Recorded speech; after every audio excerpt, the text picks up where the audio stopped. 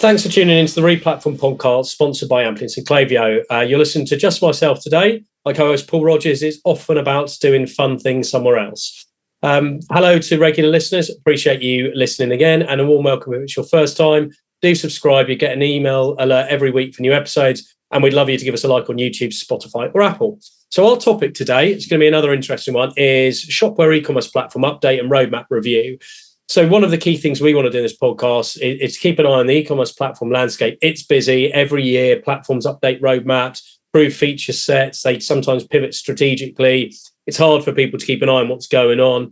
So today we're sitting back down with the Shopware team, listen to their perspective on where they're going, what their go-to-market strategy is, help you get a better understanding of where they'll be and what the relevance will be to e-commerce teams in 2023. So we're going to cover market strategy evolution and why, key product capabilities and how they're reacting to competitor evolution, and roadmap focus for 2023.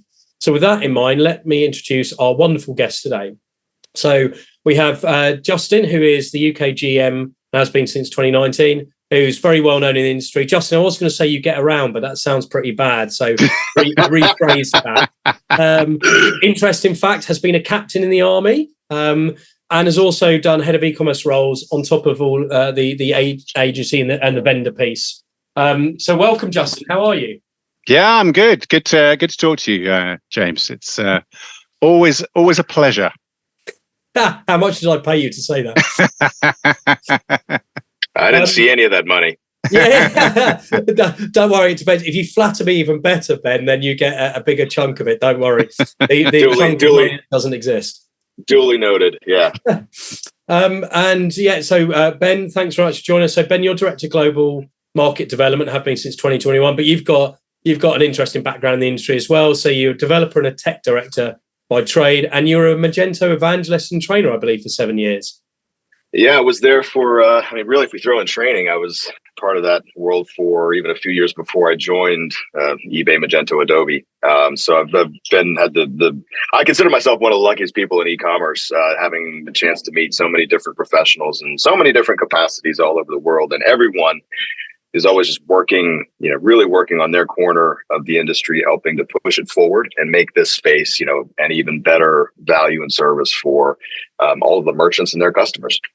Yeah, wonderful. And it's we were talking about this before we start recording about the journey that loads of people from the open source community have had out into different technology platforms now from the original Magento days, which is interesting. Yeah, for sure. I think it was the incubator for so many different businesses, different bits of technology, different agencies.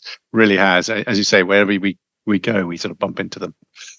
Yeah, fertile grounds. Yeah. Look, really great for you taking the time. I think we got, for everyone listening, we got two really, really switched on, well-connected people who can give you different perspectives today on Shopware and where it sits. But before we do, some people on this podcast, Justin, won't really know Shopware. I think that's fair to say. Others will know it well, and others even better. Can you just give the 60-second elevator pitch? What is Shopware? Where does it fit in the market? Sure. Shopware is a German open source e-commerce platform, and it's focused mainly on the mid-market. And it's really about giving merchants and agencies the abilities and the facilities to go out and create great customer experiences, I think. I think if I was going to sum it up, and Ben, I'm sure you probably got a more succinct way of doing it, I would say it's kind of like open source for the cloud generation is where we're trying to get to. I think it's around delivering flexibility without unnecessary amounts of complexity and hassle. It's about open commerce, as we call it, cloud first, open source e-commerce. Yeah, I mean, that's well said, Justin. I think we are there for the merchants who, the aspirational merchants, the ones with a real strong sense of what they want, the kind of experiences that they want their customers and even their internal ops folks to have. And we're giving them, we build Shopware so that they would have everything that they need to go out and really compete at a level, punch really far above the weight of their, whatever competitors they might have in their band, and even compete up there with the big dogs that are able to make the, hundreds of thousands of dollars of investment in some of the platforms that serve the upper mid-market and enterprise. We really really see ourselves fitting well in that space in between, and whatever sense of innovation and drive that merchant or brand brings to the table, the Shopware, we're there to support it fully, and see it to fruition. I think there's a couple of other things just quickly to add. One, it's available not just open source, i.e. self-provisioned or on-premise, people used to call it, as much as we hate that, but also available as a SaaS instance, or as a PaaS, a platform as a service instance as well, which is really unusual out there in the market at the moment, certainly in the mid-market. Well, that leads on to my next question. I just then had to lean over to let the door in because my dog managed to get himself in. He was obviously interested in what you were saying, gents. And you heard my doorbell go as well, didn't you? Well, once you get the hounds, interested, then it's really just the rest of the world. Yeah, well, you've nailed the Cocker Spaniel breed. I put it that way. So it must be your tone of voice. So Ben, a question for you. And I find this when Shopware gets mentioned or talked about in clients when they're evaluating platforms or thinking about moving, they compare it to Magento open source because that's where historically where people have thought it's an open source platform, it's a flexible one. I don't think they're thinking it so much as a SaaS, and I know that that's where the evolution is going. Do you think the comparison with Magento is fair because of the roots, or is it product strategy-wise diversified so much now that it's probably not the right comparison? Yeah, I think it makes total sense to look at if you have any history in this space. The homage to what Magento accomplished, which was lightning in the bottle moment, some genius thought and execution back in the early 2000s. There has been a healthy bit of inspiration. Now Shopware's been around for 22 years in successive or in a progression of versions and approaches. And then, circa 2010, I think the founders, who are still very much involved and still very much in control of the company, are, they really took important lessons from what was happening with Magento and really pulled in and started to lean on the open source philosophy, the power of the open source ecosystem. Now, I mean, what I like to do these days is I like for especially merchants to come into conversations, not talking about architectural facets, whether it's like that, whether they're talking about mock or headless or PWA or open source. These are all just a means to an end, but really the sort of the pinnacle, like the most salient thing is the merchant's requirements and the resources that they're willing to put behind that to realize those requirements. And so each of these different architectural approaches or ethoses, they all have their strengths and weaknesses, and we're here kind of carrying the torch forward. So a lot of lessons have been learned over the years, and where I see, I think you could consider it a succession from what Magento was. That's certainly not unjustified.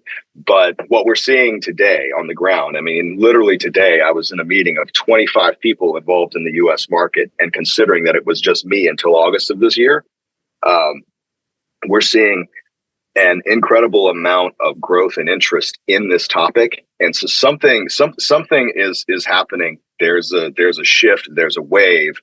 People are starting to accrete around this. Now, a lot of those people have been working in multiple platform ecosystems, but what we're seeing is the attention coming in here. And I think it's best to recognize our roots, but really keep our eyes like set dead ahead and looking forward to where, what we're planning and what we're delivering. So, yeah, with that in mind, Justin, I know we were talking a week or so ago about your strategy and focus for Shopware and where your go-to-market piece, and it has changed since we last spoke. So my understanding is you're now focused in Europe and US rather than UK. Can you talk people through what Shopware's? No, sorry, yeah. Where are you focused and why? Well, you're right and you're not right in some ways. It's not quite as simple as that. It's always the same. I'm a consultant. Mostly right.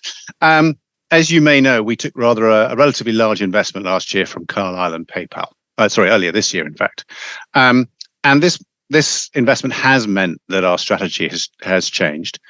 We're still very much English first, But the commercial focus in the English first area is definitely on the US. But there are some real positives for the UK in that the effect on the ecosystem for the UK has been marked. And, therefore we're in a much, much better position because of the sort of ecosystem partners that we're bringing on in the, that are just as interested in the US. It's having a real marked effect in the UK. Yeah. We're so we're looking at, we've approaching, I think 20 partnerships, somewhere between 10 and 20 partnerships, just this year with businesses, businesses interested in the US. A lot of these are global businesses. We're pretty much committed to, another 60 or so. This is just tech partners, not agency partners, moving forward into the next, into 2023. So, what happens in the US tends to heavily influence several other markets in the world. I would say chief among those is the UK. So it has been, we've enjoyed, Justin, I think you can attest to this. We have enjoyed, we've really benefited from some fantastic partnerships in the UK, as Shopware has been on its growth path. This past year has certainly been turbocharged, and those partners have been understanding and accommodating, and just like normal, focused on the work at hand. What I think we're seeing coming into 2023 is just the same, the energy from the wave happening here in the U.S. market directly carrying over into UK and European markets. And based on the communications I've had in the last couple of weeks, we're even starting to get that interest in Australia. We're starting to get that interest in Central and South America. I've got a partner in Indonesia that's already spun up a couple of Shopware sites, and they're handling that market all on their own. So we have growth strategy in place for all of them, but it's just honestly really cool to see it all happening organically.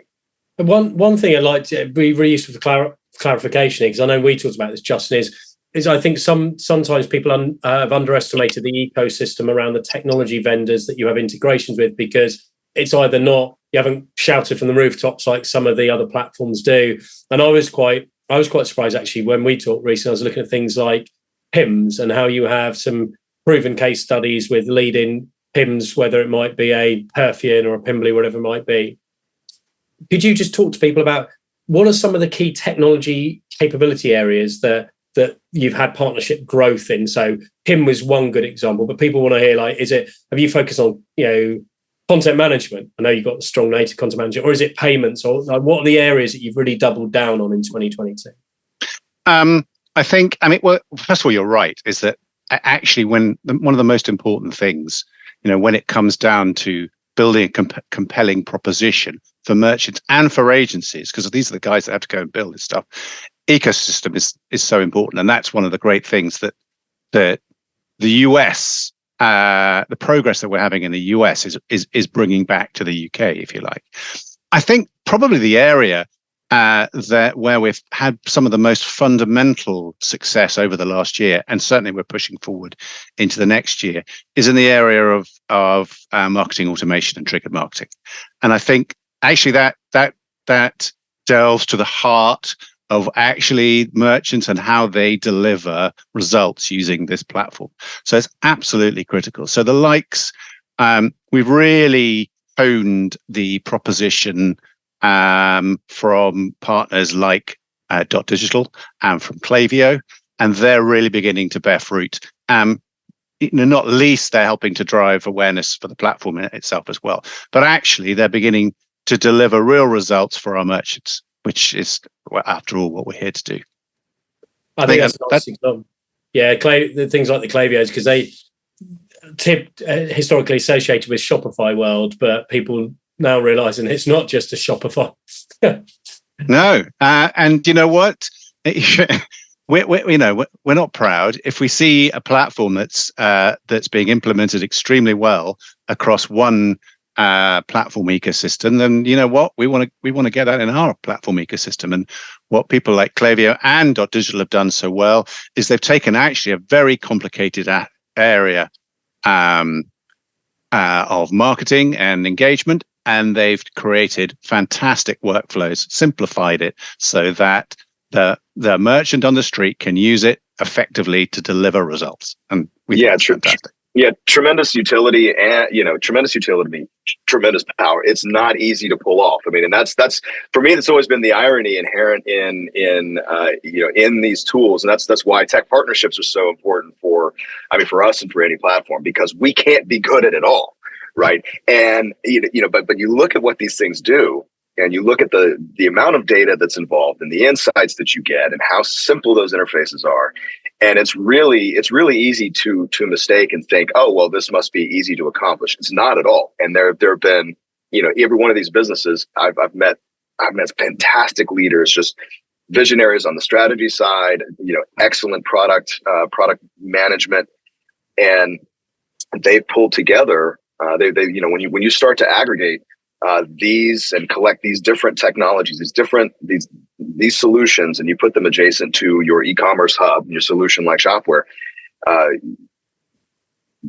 the end effect is way more productivity, way more insight, and just a higher level of execution that has, it only goes up in the e-commerce industry. So what you can do today with a few of these systems linked together is so much more than what was possible even a year or two ago. And that is, I think that's something that we, if you're inside the business every day, it's really easy to even gloss over that and just sort of look at what's next. But I think, again, it's really important to appreciate where we've come from and what each of our partners contribute to this space. And related to that, so the Shopware talks now about simplicity and flexibility, and I've seen that quadrant you put together about platforms where they sit on those axes. I guess my flexibility simplicity trade-off, you mean? Yeah, exactly. What I'd like to know is I'd like to go beyond the high level of a quadrant and get some practicality of what you really mean by it, because I know you said that you see like Shopware 6 being more flexible than some of the SaaS leaders like Shopify and BigCommerce. Yep. But they will talk about flexibility, and people will think plugging in an app is flexibility. Can you explain what in your language, what flexible means? Like, what's the evidence behind it? Like, what does Shopware enable that a less flexible platform can't? Well, I mean, one of the things, just so starting at the lowest technical level, Shopware 6 was a complete rewrite, complete and total ground up rewrite. That relied on a lot of the lessons that we learned ourselves and that we learned from other platforms. And it came out a couple of years after like Magento 2 came out, so there was plenty of learning there. And and I was involved in the Magento 2 rollout, and and there were some big misses there that I'd have to claim a little bit of culpability for, since I was involved in that developer beta. But really, you have so many things coming in. You've got all the technology pushing in, and what technologists are used to coming in from the outside, right? So that's cloud deployments, that's the tooling, that's all this. So we were able to build Shopware 6 with all of that in mind. Now that sets a basic programmatic standard, and again, we're built as a turnkey solution that is also 100% customizable. So with that approach, then you do have to look at the flexibility claims. I think flexibility is in our DNA. I mean, we're literally built from scratch to do that. Then you look at what the Shopify's and BigCommerces of the world talk about with flexibility, and there are degrees of flexibility, and there is always the trade-off there, because while it is flexible to be able to plug in a system and even do it just in a nice little GUI interface. Like, hey, I'm going to tie this in. Cool. I have a new capability. Didn't even have to call a developer. It's there. But when you start doing that more and more, you've got two things that you have to think about. All these systems are designed really in a silo, and they're there. So you're kind of tying them together in this hub, and you may have some overlap in functionality. You may have some inconsistencies in just sort of the mental map of how they function. You also have the this death by 1,000 cuts of everyone's taken a little piece of revenue with each integration. And again, there's no right or wrong level for any of this. It really comes down to the customer requirements. So you might have one merchant on Shopify with 20 plugins, and their setup is great for them. It's perfect for their margins. and it's ideal. You've got another Shopify merchant with 5 integrations, and they're having a really hard time, and maybe they can't support the margins that are being taken from that. The thing with a Shopify is they have defined the box. They have an outsized presence in this market, and they've done so many really interesting and amazing things in the e-commerce space, and certainly have contributed substantially to what people can do, what can be done, especially with a team of one or a couple. So I'm in no way dismissing it, but at the end of the day, their business is that box. And they talk about the periphery of the box, and that's where the integrations come in. But that's like 10% maybe of the US market. So just speaking about the US. So where do the other platforms come in? Well, we're there for essentially what's outside of that box. I mean, if I'm talking with a merchant, and I think if anyone at Shopware is talking with a merchant, and we see them as a perfect fit for Shopify, going to recommend they use Shopify all day long. But it's just really, it's relatively rare that is the case, right? Because the majority of merchants don't really fit in that box. And that's when you have to start looking at one of my favorite competitors, which is BigCommerce. So I think they have a really smart strategy of still taking that black box SaaS approach, but they really index even more on the flexibility. And I think they also do a really good job with the partner enablement and helping partners understand how to work with that flexibility. But at the end of the day, you still got the box. Now, Shopware, of course, as an application, has its own ideas. We have our opinions.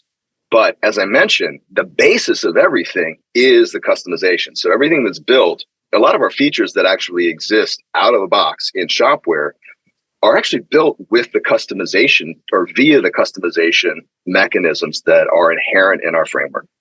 And that ends up having a much different impact when you start to really get into custom customer journeys and the kinds of experiences that you want to have and be unique. And I can't help but it's a little bit of a simplification, but I can't help but say, like, hey, if I'm selling, some fashion or jewelry or something, and I'm on, let's say, Shopify, and I've got a competitor, they're on Shopify. I mean, we're starting from within the same box, and being able to stand out and make a difference and compete well both today and then have the capacity to come up with the kind of engagements and insights and understanding and operational excellence that you need to really get the edge and move your business forward. I think that lift is a lot more difficult in the context of everyone using the one platform in the same box. So hopefully that makes a little bit of sense of like how I see us all fitting together. And again, none of this, like, no platform is doing this wrong. Platforms just need to understand the merchants and brands for whom they fit and fit best. And that is, I think, where I'd love to see this industry move is the different platforms really acknowledging, even amongst their competing platforms, and saying like, hey, we see you over here. You guys do a great job for this kind of merchant. Here's where we fit in really, really well. And I think if we all kind of work towards this kumbaya standard of conduct, we'll actually introduce a level of efficiency and a healthiness into the competition that really will propel this industry forward. Which leads me on nicely to a question, I guess, Justin, you'll probably want to take this one. So what type, size of business do you best suit and why? So you talked about knowing who your ideal customer is versus who's not. I would help people listening. Like, why would they and when would they consider Shopware, and when might a Shopify or a BigCommerce be a better fit? Well, I think certainly our starter customer is a little bit larger than your average Shopify and BigCommerce customer. Yep. We like to think, that our heartland is 5 to 50 million in terms of turnover, and it can either a big strength for us is that it can be either a business to consumer business or a business to business, a B2B business as well, and that we've got very strong offerings for both verticals, if you like. We know that obviously it's those customers, as Ben said, it's those customers that need flexibility, and often that flexibility is strategic flexibility, the ability to be able to change things, the way they need it to be. Because actually, I think probably one of the main things that it's important to remember is that for most of our average and larger merchants, Shopware's not the most important system in their architecture. It's just one of a number of systems. So the key thing here is that, the dog has got to wag the tail, not the tail wag the dog. And that's a really important thing when it comes to flexibility. So one of the key things about Shopware is that when you have key business systems that operate in a certain way, you don't have to adjust the way they work or only use part of the way they work because of the requirements and the limitations of your front end shopping. Do you have an example of that? Because one thing people often struggle with on these sessions is what's a tangible example of where like Shopware has enabled a business, like an existing client where it's enabled. I'll give you the key example is things like integrations to ERP platforms. And the one I always used to have when we're back doing Magento integrations, because again, back in the Magento space, we used to specialize in sort of integrating to third-party platforms. And the big one that always used to be a pain in the ass was, how do we deal with shopping cart discounts when we're sending them back to an ERP? And because different systems, the shopping cart obviously wants to have a shopping cart discount, so therefore have a separate discount line. The ERP system, he doesn't want that. He doesn't want that information in that way. It wants that discount shared across all the different line items, so they can understand what is the margin, how do I attribute different amounts of different discounts to the different items in the basket, especially if I've got sort of like a 3-for-1 in the basket or whatever it is, a meal deal, and then another item in that basket. I don't want to have to attribute across that whole, any discount across all those items. I want to be specific about what that discount means. Now, if I'm integrating that kind of platform back, with something like Shopware, I have the flexibility to say, I'm going to treat data in this manner. I'm going to understand what that data is, and I'm going to therefore build an integration that makes sense. If I'm in a SaaS environment, I don't have that same luxury, if you like. What is Amplience? In a word, it's freedom. The freedom to build a digital experience as limitless as your vision. Create, preview, schedule, and manage all your content in one easy place. Find out more at amplience.com. Amplience. Experience freedom. Yeah, I guess, that I can understand that example, because you can do it in SaaS, but it's not native. You would need to, often people do it through like a custom script or a middleware, which then sits between the... But then it doesn't have the same understanding of the front end platform. Yeah. Yeah, no, I understood. I think that's a good example of where you can do something natively versus where you can build a capability, but it's a customization, or you need an integration platform alongside it to do it. Cool. Absolutely. I mean, again, the times that, that Shopware's made sense as well is, especially, for instance, when we've had to build specific pricing engines on the front end to deal with the sorts of ways that customers want to sell their product. And again, attribution is, I'm selling a table and chair set. I don't want the whole thing attributed to the table. I want it spread across in this way across the chairs. Do you see what I mean? Because actually, when it comes down to it, selling as a merchant, selling is only part of the business. Understanding where their margin and how their margin has been attributed is, for larger merchants, is absolutely critical. As almost, not quite as important as actually getting stuff sold, but almost as important, because again, if they can't measure how effective they're being and where those, where business is being driven from, they can't manage it properly. Yeah, I like that you mentioned an integration environment. I mean, that's one of the I'd say that's one of the big improvements in this industry over the last several years is, I remember the early days, especially back when I was in development and tech direction. You might have these sort of Franken systems where you're okay, we need to update product information, and that's got to trigger updates in these multiple systems. But you don't have this bus where all of this stuff plays together. You have this daisy chain of systems, and those are really, really fragile implementations.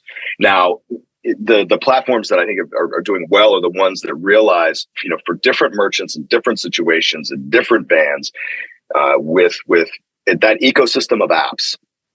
Maybe for the smaller merchant, it's more likely that your e-commerce solution is your main hub.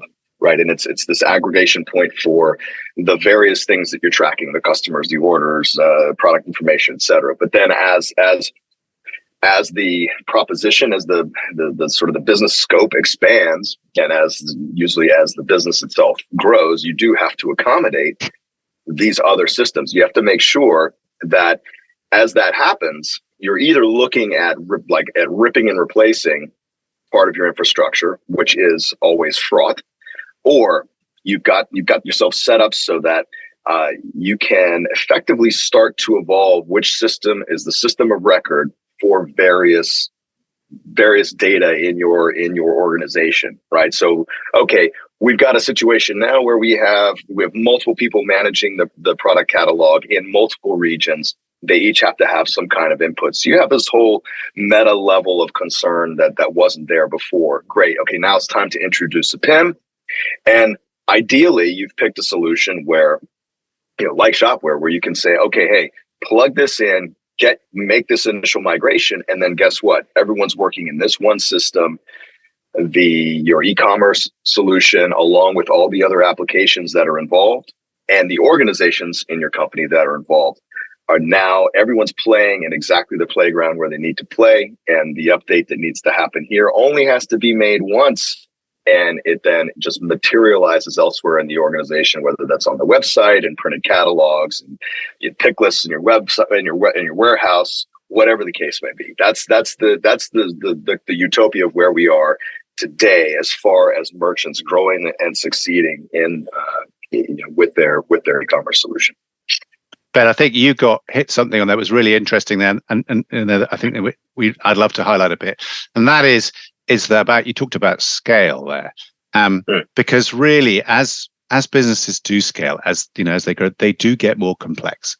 I don't think anyone could argue that businesses, as they scale, get less complex. They get more complex, and I think that kind of makes you realize is that when you're looking at the difference between what open source can deliver and what SaaS can deliver, SaaS is delivering to a short-term investment horizon. It's delivering to the problems you have now and that you can anticipate in the near future.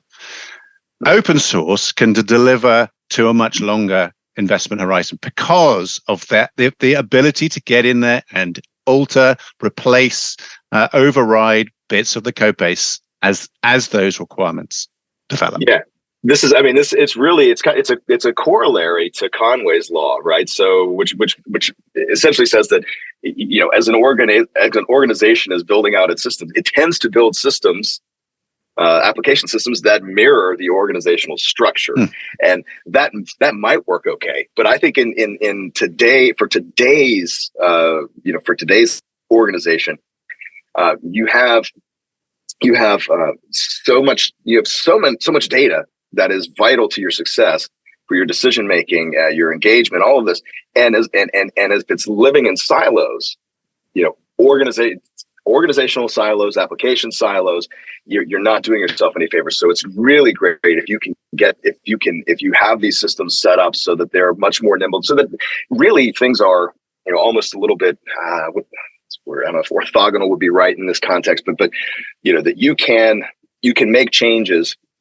You can hook systems together without any real negative effect across systems, right? You're unlocking data from silos and making and really operationalizing it, making it matter, so that this system over here can now help you. It can now help you even further define, add a little more granularity to customer segmentation, or better recognize not your top performing customers, but the ones who should be, but aren't, like getting that level of insight. So being able to have this stuff flowing freely around the application ecosystem and across the organization is so critical, especially for the question of scale. We should let him get James get a word in edgeway some stage. Well, one question. I'm going to throw my challenge. I'm going to throw my challenge to you, because this comes up on open source. I get it, yeah. And for some businesses, the flexibility and the ability to create the custom user journeys, and some of the advantages that has around things like, especially multi-store and multi-store management, is a real value add. However, it throws in backwards incompatibility issues and issues with upgrades. How do you handle? Because we've had that conversation with on the Magento Fund recently, and I've had clients who've been stuck with 30K upgrade fees. Yeah. So how does Shopware handle this? Because with flexibility comes risk. So how's that managed from an application point of view to de-risk it for merchants? Yeah, oh man, you've used exactly the kind of terms that we talk about, and Justin has done some really interesting and I find it fascinating, some work on TCO, so total cost of ownership, and I think there's a related term there, which is the total risk of ownership, which is really what you talk about. What is that? What is the risk of me choosing the solution? What essentially, how much how correct are my TCO assumptions over time likely to be? And that is probably Justin, would you say that? I mean, I think that is probably I don't want to call it an Achilles heel, but that is the biggest potential challenge in an on-prem or self-managed world. And I'll offer just my experience, just generically in this space. You have to have so fundamentally the vendor, in this case Shopware, we have to have high quality code that balances flexibility, providing as much flexibility as possible without overcomplicating the system design, right? Because building a platform for everyone, or for a wide swath geographically, volumetrically for merchants, means that means that you're adding in customization points so that you're not having to go around your arse to get your elbow when you want to build something, when you think of something and you want to realize it.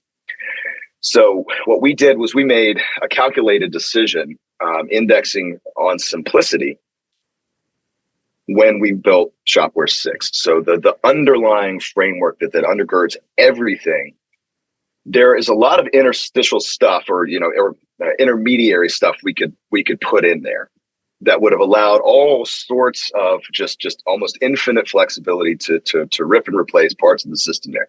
But what we knew from looking at the market was that most of the time, there's another programmatic term, YAGNI, you ain't gonna need it. And so we left a lot of that stuff out, so that there's still plenty of room to customize. You can consume event. There's all different ways to hook into the system and make the system do things at certain points that it doesn't do out of the box. And that is the starting point to de-risking cost of ownership when it comes time to handle upgrades. Now, then what we have to do as a company is we do robust regression testing, performance testing with every release. For our most strategic partners, we also like to include their integrations in that regression testing, so that we're making sure that these releases are as safe and easy as possible. And then you have to, the next probably biggest factor to my mind are the agencies, right? And the work that they do and how they do it. And I think you could also include the tech partners as well, their integrations. So making sure that everyone's following the coding standards of the system, making sure everyone is conducting themselves, is writing and deploying things in a way that literally someone else could come in. You're tired of your agency, you want to go to someone else, cool. As long as the agencies are following these coding standards, then their work will make sense inherently to any other agency or any other person that wants to come in. Or if you want to turn over from an agency to an internal team, doesn't matter. It also means you would be able to find resources out there. You'll be able to find the people who understand how the system works. If they're a Shopware developer, they can jump into the project straight away and get up and running. That's how we manage risk. Now, there's a whole other level of risk management. So if you're building against our cloud product, our SaaS, then there's a much smaller surface area for integration. You're working just with the web APIs, and those integrations you can effectively continue to swap out the core, and you can essentially like blue-green deploy. What we do blue-green deploy with SaaS, right? And everything just works. And then with PaaS, which is kind of a blend of both approaches, both the self-managed and the Shopware owned infrastructure approach, the PaaS environment has guardrails that really help. It's got tooling, and we have tools in there like Blackfire, so that you really have some insight, and you have an opinionated way of building and deploying the application, so that there's just less room to make an error. So any one of these approaches can be used depending on how the agency or agencies or internal teams involved want to work, and also facilitating, I think, the next level or the next generation of workflows that we're only going to see as we start to look over at things like ChatGPT, writing code in real time, even in complex systems like Magento. I mean, those examples are out there, and we're looking at how is AI going to factor into this? Because again, this whole thing is moving towards automation. It's moving towards a lower surface area of code, basically a lower total volume of code. And we're trying to get to the point where we have as much reliability when it comes time to upgrades as any of the SaaS vendors. That's the big convergence that's been happening from either side of this for the past several years. This is something we've been talking about, Justin, you and I know for a while. Yeah, I think you're absolutely right. I mean, if we're the absolute truth is that if you're going to be in an open source world, you can't get rid of that risk. We can't. All we can do is mitigate it in as many ways as we possibly can. If you don't want that upgrade risk, if that's not valuable to you in terms of the flexibility that it brings to you, then use our SaaS product or use a different product. Yep. But we've mitigated it by a number of ways. One, standardization on well-adopted frameworks. That keeps things simple, if you like. Two, very tightly defined best practice.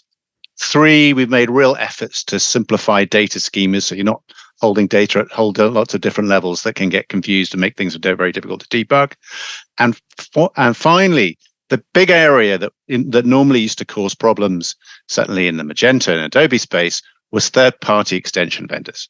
And obviously, they don't necessarily upgrade at the same pace that you would like them to upgrade. But we have made real efforts because we have quite a tightly curated, quite a tightly controlled central marketplace, which is incidentally why you couldn't find some of the extensions that you wanted to use when you were looking around at Shopware a few months back. Because we got quite a tightly controlled marketplace, extension marketplace, then we're quite aggressive is the wrong word, but we certainly strongly encourage, shall we say, extension vendors to upgrade and we measure extension vendors on how quickly they upgrade their extensions to the latest version, so that as merchants want to upgrade, they're not hit by the horrible.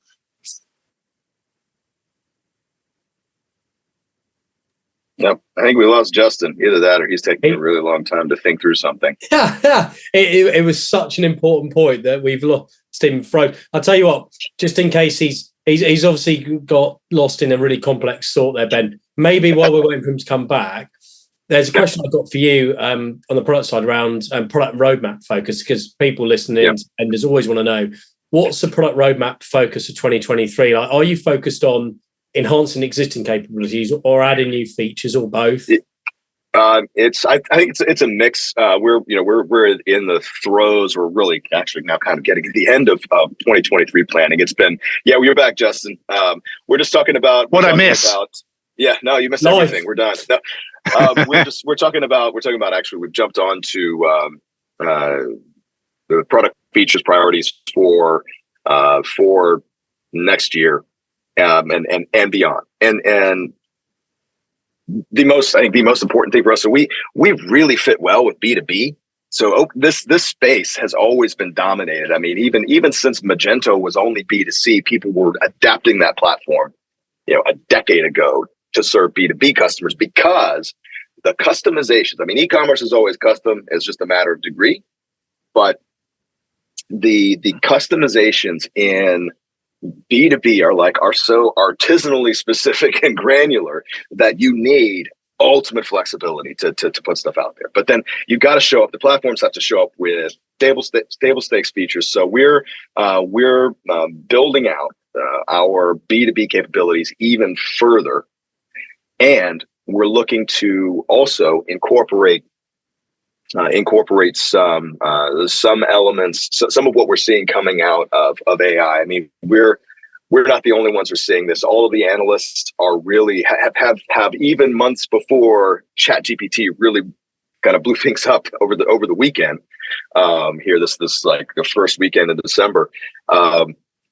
They were saying like, yeah, we're really going to start to see the direct effects of AI and machine learning beyond just big data aggregation for better search suggestions, right? I mean, there have been this AI and ML have had influence, especially among intelligent search, merchandising, dynamic pricing, but we're starting to see where the effects of AI will be, really will be generative and really will start to replace some of the developer effort involved in building things out and making systems smarter, better, faster, cheaper, etc. So from a direct product feature, now you can always see our roadmap is totally public. Shopware.com/roadmap. Something thereabouts, and you can look at what's important to us, and we're an open company, so people can always go there and say, hey, I think this is really important to me. Can you guys just +1 on the priority for this? And we pay attention to this. So from our way of thinking, B2B tremendously important. Our partnerships, enhancing those, improving the connectivity and the functionality coming out of those partnerships, and of course looking at this X factor of AI and what's going to happen very quickly. I think over the next year, that's where our brains are. So on the connectivity thing, that's a really interesting point, because I think something that Shopify ecosystem does particularly well is that connectivity between multiple apps around some of the things like you got things like people integrating Klaviyo and Octane AI for personalized eCRM campaigns. Is this connectivity, is that linked into your rule builder piece, or is this more about the apps connecting data-wise together? I think it's. I mean, you can influence.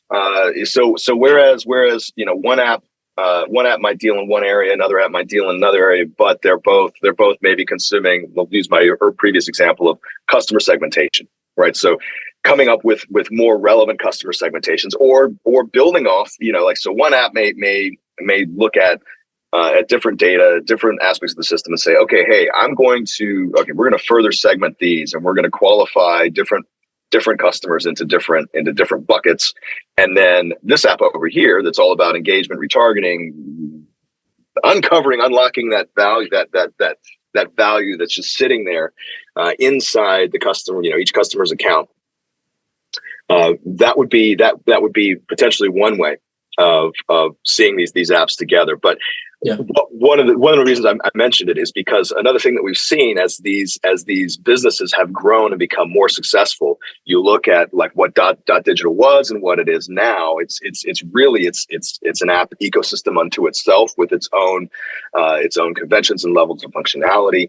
And every single one of these really successful applications in each of their domains, their scope is increasing. So you end up with this complete, these overlapping then of functionality, and each of these apps is starting to kind of grow into another app space. So yes, making sure that everyone's playing nice, and making sure that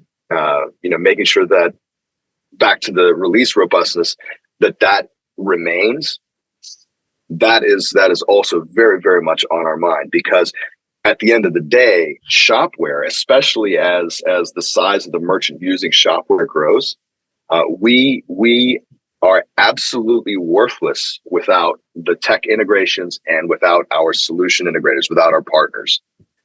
We have a great package that we lay at someone's feet, but then the other vendors involved, like, they're really taking it the final mile, or the final kilometer and a half to realize the full potential of what can be done there.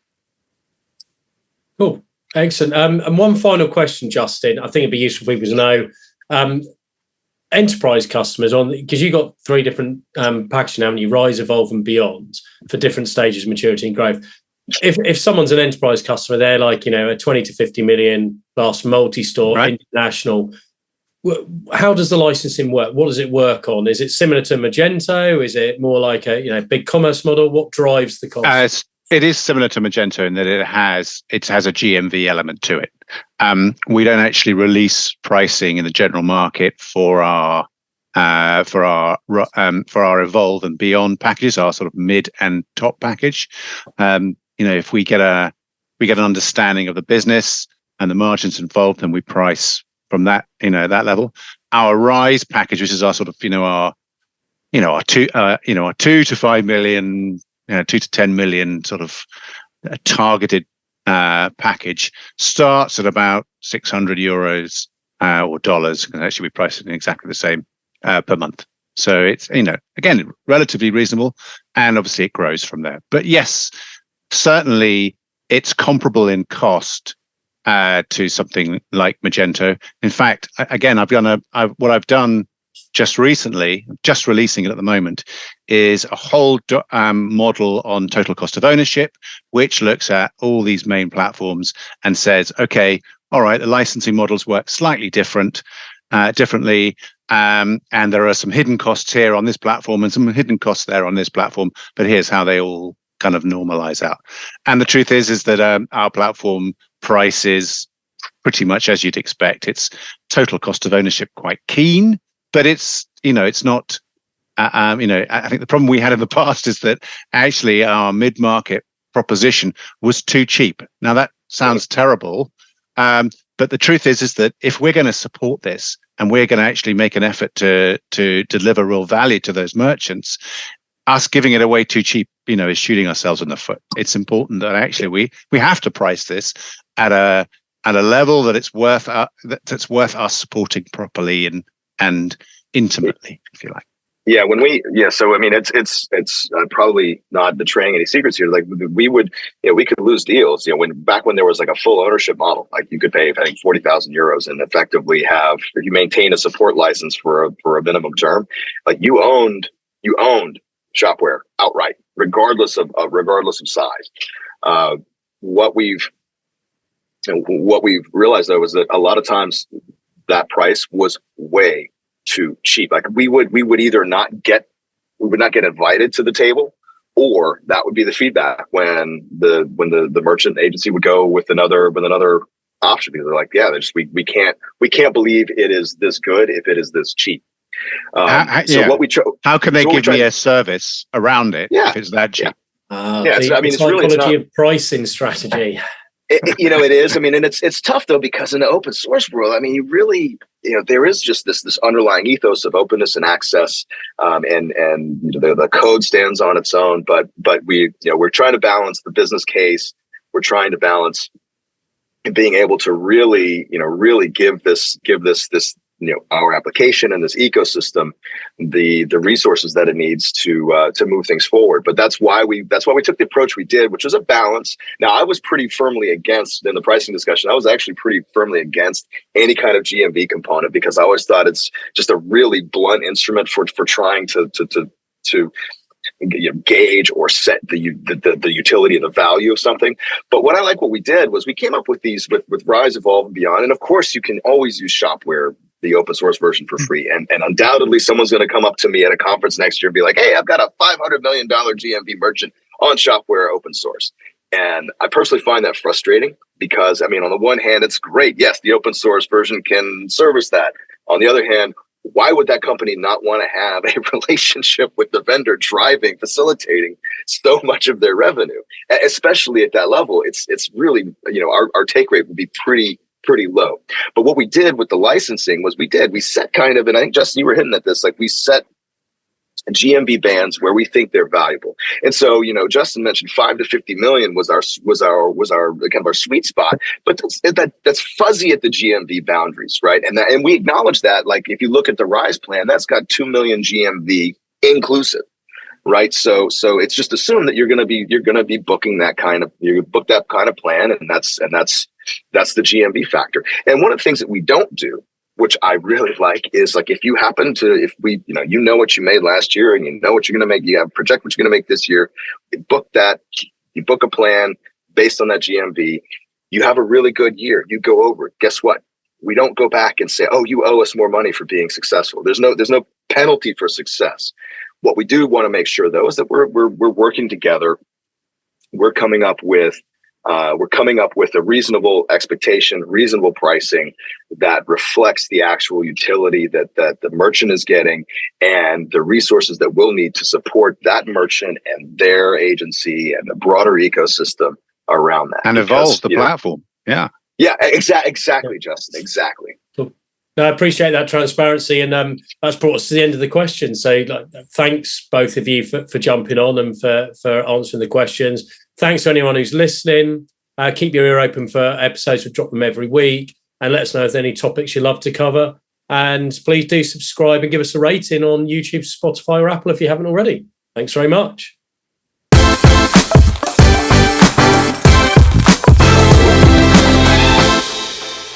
For more information on this topic, head over to replatform.fm for our audio podcasts.